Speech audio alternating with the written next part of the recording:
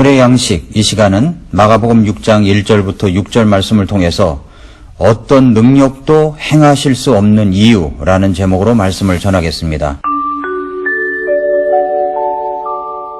신학계에서 제가 설교학을 가르칠 때 설교에 대해서 이렇게 가르쳤었습니다. 설교는 준비와 전달 두 가지로 나눈다고 말입니다.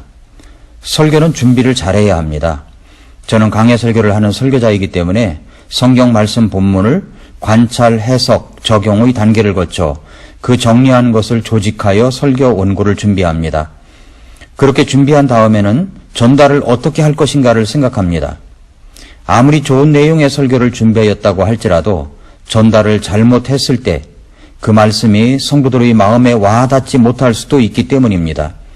설교 하나의 탄생은 많은 시간과 생각과 기도와 성령님의 역사에 의해서 이루어지는 것입니다. 그렇게 해서 준비한 설교를 전달합니다. 그 다음으로 중요한 것은 이 설교를 들은 성도님들의 반응입니다. 말씀을 듣고 말씀을 고맙게 받고 은혜롭게 받습니다.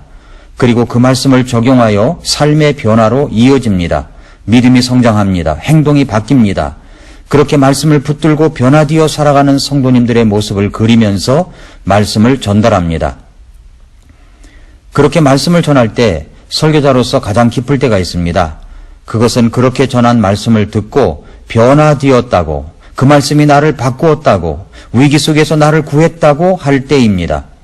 순진하게 순수하게 말씀을 받는 분들에게는 항상 말씀을 통해서 역사하는 모습들이 있습니다. 그러나 설교자로서 실망스러울 때가 있습니다.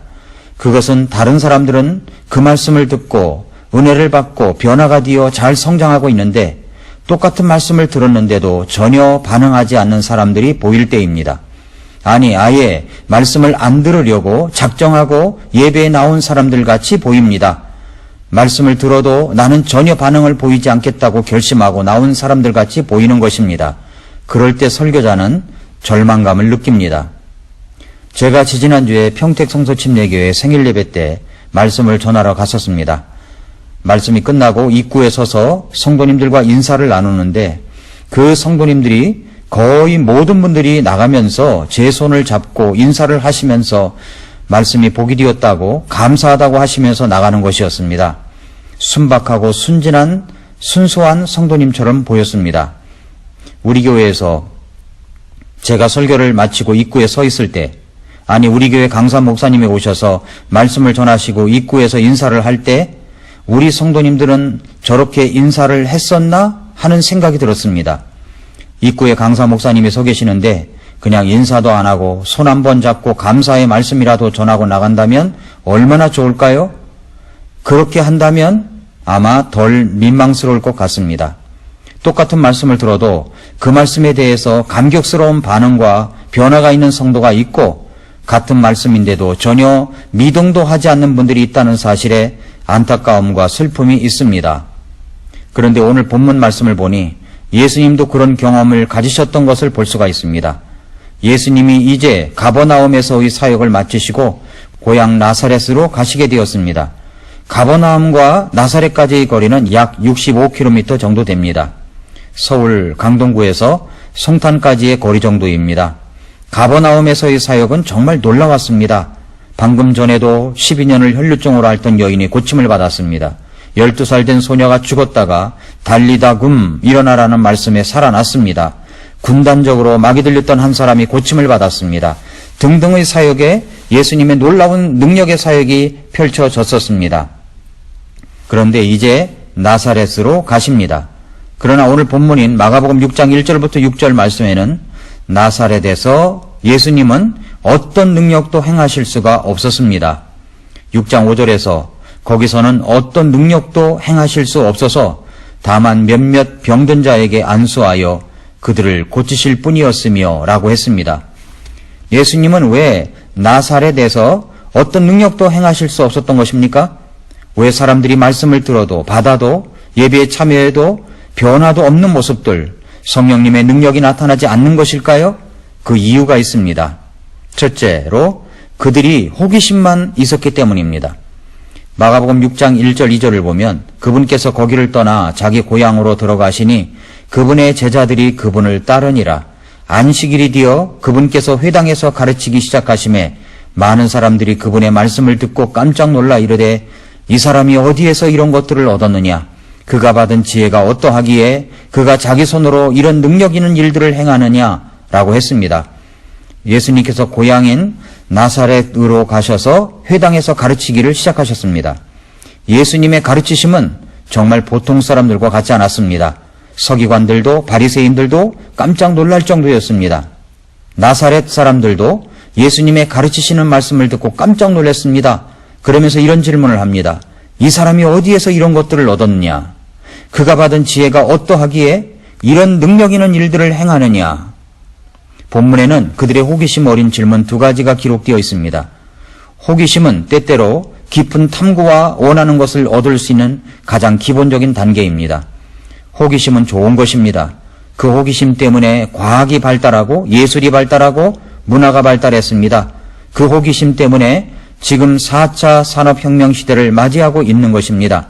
그렇다면 나사렛 사람들도 이 질문을 던졌으면 그 말씀에 대한 능력을 확인하고 이분이 과연 메시아이시라는 것을 알았어야 했습니다. 그들은 예수님께 관심은 있었습니다. 그러나 그들은 단지 호기심만 있었을 뿐이었습니다. 그 호기심을 넘어가지 못합니다. 그래서 예수님께서 어떤 능력도 행하실 수 없었던 것입니다. 우리 성경 한번 읽어볼까? 오늘 예배 한번 가볼까? 오늘의 양식 들어볼까? 호기심 그 이상으로 나아가야 하는데 그냥 거기서 멈춰버립니다. 나사렛 사람들이 그랬습니다.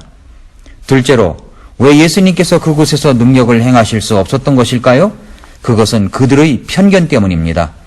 6장 3절을 보면 이 사람은 마리아의 아들 목수가 아니냐? 야고보와 요새와 유다와 시몬의 형이 아니냐? 그의 누이들이 우리와 함께 있지 아니하냐? 하고 그분으로 인해 실족하니라 라고 했습니다. 나사렛 사람들은 처음에는 호기심이 있었습니다. 그러나 그 다음에 편견으로 예수님을 평가해버립니다. 이 사람은 마리아의 아들 목수가 아니냐? 이렇게 말하는 것을 보니 아마 요셉은 세상을 떠난 것 같습니다. 홀어머니 밑에서 자란 그 목수가 아니냐는 말입니다. 그리고 그의 동생들 야고보, 요새, 유다, 시몬이 여기 있고 그의 누이 동생들이 우리와 함께 있지 아니한가 하면서 예수님의 능력 있는 사역을 평가절하해 버립니다. 이러한 것을 편견이라고 할 수 있습니다. 마리아의 아들, 이 말 속에는 그 가정을 우습게 여기는 말투가 숨어 있습니다. 목수라는 단어를 꺼낸 것도 그들의 편견의 단어입니다. 사실 편견은 두 가지 이유 때문에 생깁니다. 하나는 잘 알지 못하기 때문에 옵니다. 잘 모르니까 편견이 생기는 것입니다. 또 하나는 그것을 잘 안다고 착각하기 때문입니다. 잘난 척하는 것이 편견을 가져오는 것입니다. 그러니까 여기 나사렛 사람들이 말하는 것을 보면 자기들이 다 잘 안다는 것입니다. 우리가 그 집 다 알아. 예수도 알아. 이렇게 자기들이 다 안다고 생각하고 있는 것입니다. 우리들도 이럴 때가 있지 않습니까?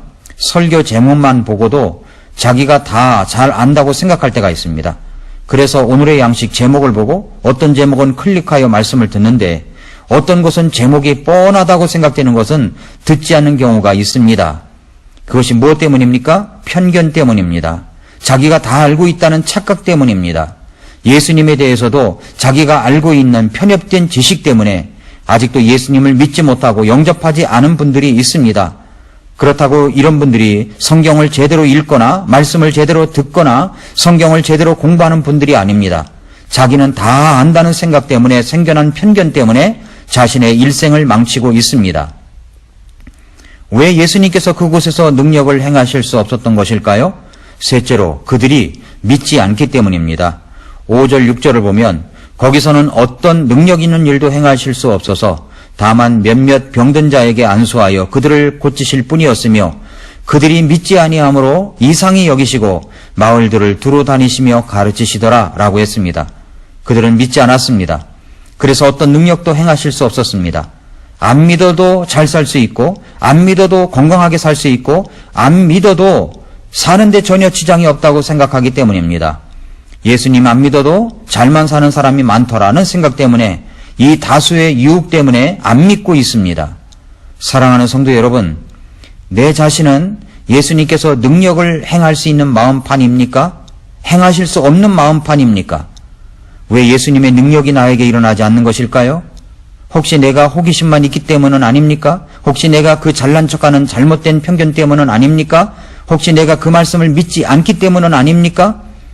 요한복음 1장 11절 12절에서 그분께서 자기 백성에게 오심에 그분의 백성이 그분을 받아들이지 아니하였으나 그분을 받아들인 자들 곧 그분의 이름을 믿는 자들에게는 다 하나님의 아들이 되는 권능을 그분께서 주셨으니 라고 했습니다. 예수님을 받아들이지 아니하면 그 사람은 그렇게 살다가 인생의 종말의 심판으로 이어집니다. 그러나 예수님을 받아들이면 그 이름을 믿으면 다 하나님의 아들의 권능을 주십니다. 하나님의 말씀을 믿음으로 받아들이면 주님께서 그 사람에게 능력을 나타내 보이십니다. 그러나 호기심만 있고 편견으로 인해 받아들이지 아니하면 그 사람에게는 예수님께서 행하시는 어떤 능력도 나타나지 않습니다. 생각해 보십시오. 내 삶에는 변화의 능력이, 고침받는 능력이, 예수님을 닮아가는 능력이 나타나고 있습니까? 아니면 맨날 그 모양 그 꼴입니까?